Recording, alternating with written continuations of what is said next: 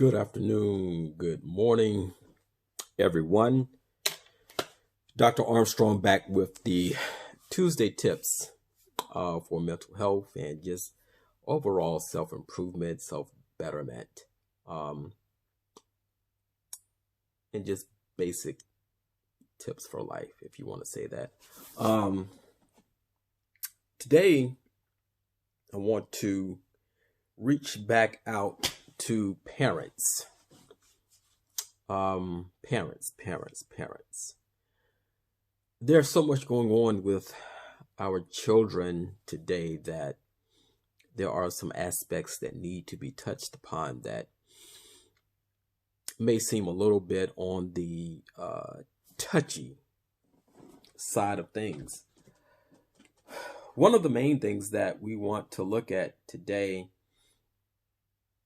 is the impact of your being present in your child's life in their activities. Yes, their activities. I was reading a little bit here about parent involvement in schools. Parent involvement in schools. When parents are involved with their children's school activities, it gives that child a self-esteem boost because they see that their parent is very active in what they are doing, and it shows that the parent is paying attention to what they're doing. And it even shows that the parent is interested in what they're doing. Our children's needs are to be met by our involvement in whatever aspect it may be.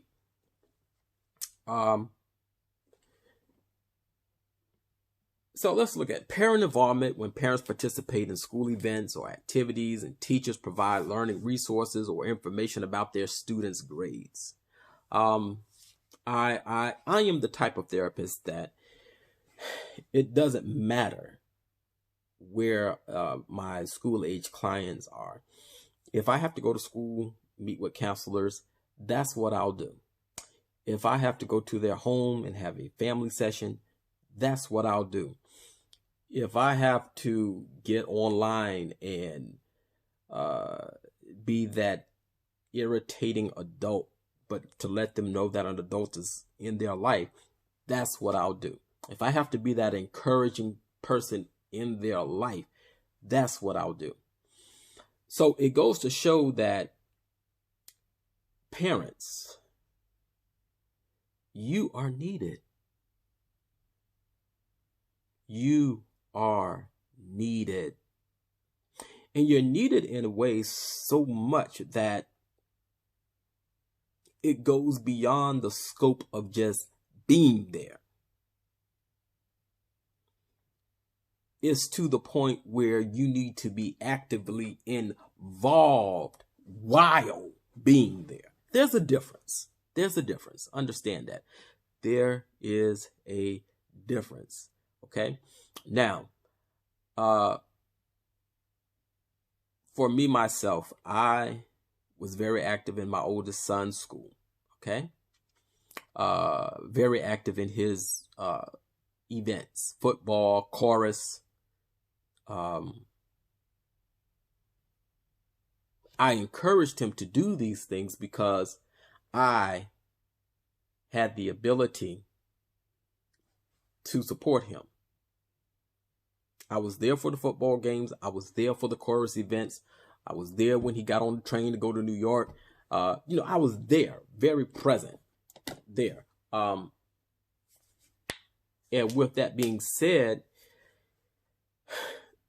what's most important is what we have to look at. What's most important? You sitting at home, not worried about what your child's doing, not worried about your child's school activities, is TV more important? Is sitting at home scrolling through social media, is that more important than your child standing on a stage, going out on a court, on a football field, soccer field, baseball field, drama stage, looking out there, seeing their parent in the audience? Because let me tell you something, they do look. They look. Okay?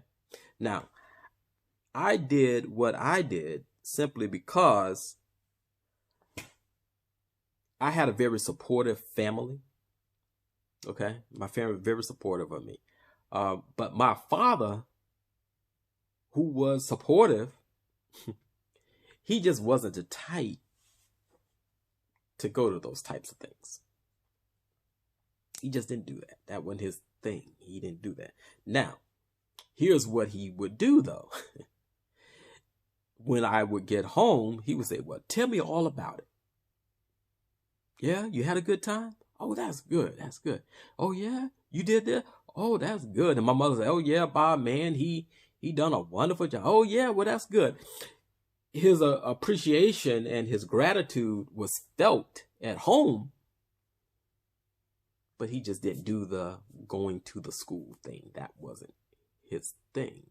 Okay, so I understood that as a child growing up. That's just not what my father done. Okay, but I know that he was proud of me. That I know. I know he was proud of me. And plus, he himself could go to church and tear a church down. The man was one of the best singers in his prime, and still one of the best singers today in his old age. He could tear a church up. So it wasn't that he had any type of stage fright against it. He would get out there and sing, and he was quiet. He didn't do a lot of talking. He was quiet, but he would get out there and tear a church up. But he wasn't there for my concerts, band concerts, or track meets, or chorus concerts. He may have came to one or two, but when you're in these activities very frequently, he wasn't there. Now, I don't hold it against him. Don't get me wrong. I don't, because I know he was supportive in his own way. This is a different day and age. Children today need that solidification of their parent being there. You go to work, to your meetings, to work and things of that nature. Why not make the time for your child? You brought them in the world. Make time for them. They need that. And understand this, you can never get those moments back. Those moments, they're not coming back. Oh, he'll have another concert, or she'll have another ball game. They're not coming back. That concert, you will never see again. That ball game, you will never see again. That track meet, you will never see that again. Our children need positivity. Our children need guidance. And our children should be met by us as supportive parents, guardians, adults. Let's make it happen. Understand, these are the people who will carry your name on. These are the people who will carry on your family legacy. These are the people who are going to make a difference, good or bad, by the upbringing that you have given them. So when we look at what's important, people, what's important to them is you, their parent, their grandparent, their aunt, their uncles, their brothers, their sisters, their family. You are what's important. And with that being said, let's do a little self-reflection. Where would you be today if you had not had the support that you had coming up. And now, I don't care who gave you the support. Somebody supported you, whether it was a teacher, a minister, the person who lived 8 doors down. Somebody supported you in something that you've done as a kid growing up. And now that you have children in the world, you need to be that supportive person for them. Okay? So look, folks, Thanksgiving is coming up. Let's enjoy with our families. Let's have a good time. Enjoy yourself. Listen to me. It's not about the shopping on Black Friday. That's not what it's about. It's about the quality time that you can spend with your loved ones. Because once they're gone, they're not coming back. So don't worry about, oh, I don't have this to go shopping with. Oh, I don't have that to go shopping with. Now, if you have it and you want to go out and do a little something, get in the crowd, we're all well and good. But don't make that your main priority. What you should be is thankful for life, health, and strength in your body and clothed in your right mind. That's what you need to be thankful for. Material things are going to pass away. Kids are going to throw toys away. You know, we want to get stuff for them, that they want, and that's all well and good. However, time can never be recaptured. Do the right thing. Set the right priorities. Do what's right for your children. Do what's right for yourself. You go out here and spend all this money on Black Friday, guess what? Your bills are still going to be due. So let's just do what's right, okay? Don't overdo it. Do everything in moderation. Trust me, it's the thought that counts when it comes down to gifts and all this kind of stuff. It's the thought that counts.